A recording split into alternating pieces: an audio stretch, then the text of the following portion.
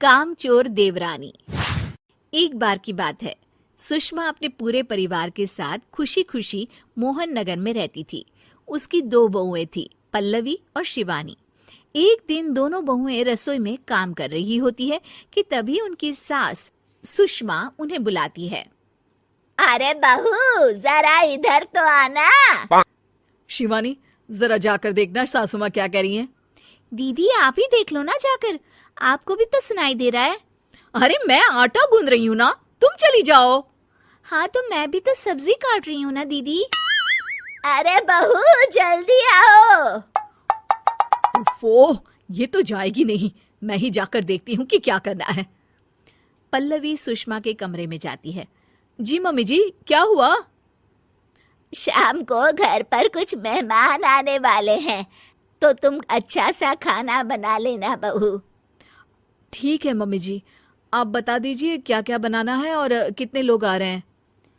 सुनील की मौसी जी और उनका पूरा परिवार आ रहा है। कुल मिलाकर 3 लोग और हमें मिलाकर हुए 9 लोग।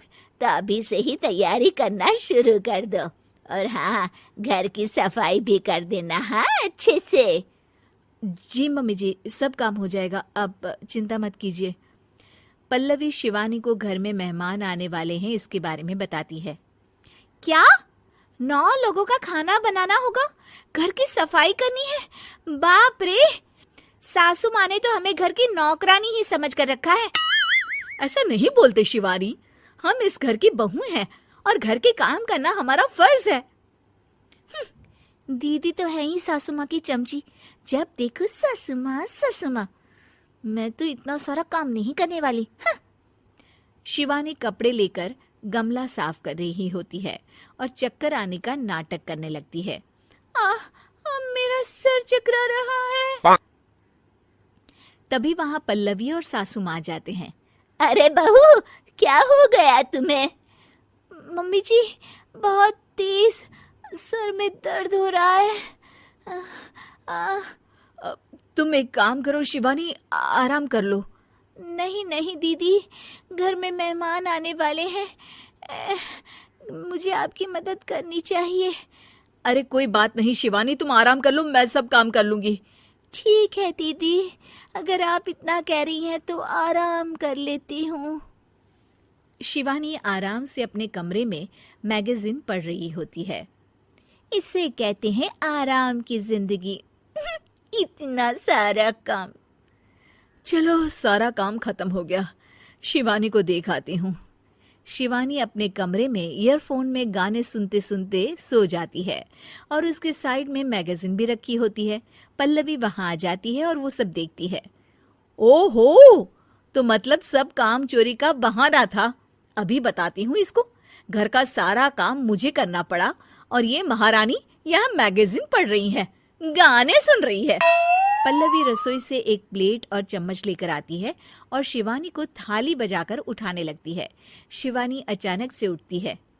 उठ गई महारानी, गाने भी सुन लिए, मैगजीन भी पढ़ ली। तुम तो बहुत बड़ी झूठी निकली शिवानी। तुमने सर दर्द का बहाना बनाया ताकि काम करने से बच सको। हाँ बनाया बहाना, तो क्या करती, इतने सारे काम करती। मुझे कोई शौक नहीं है चापलूसी का। क्या चापलूसी? तुम्हें लगता है कि मैं सारे काम चापलूसी के लिए कर रही हूँ? और नहीं तो क्या। तभी वहां सासू माँ आ जाती हैं। अरे बहू, वो लोग बस आने ही वाले हैं, तुम तैयारियां कर लो।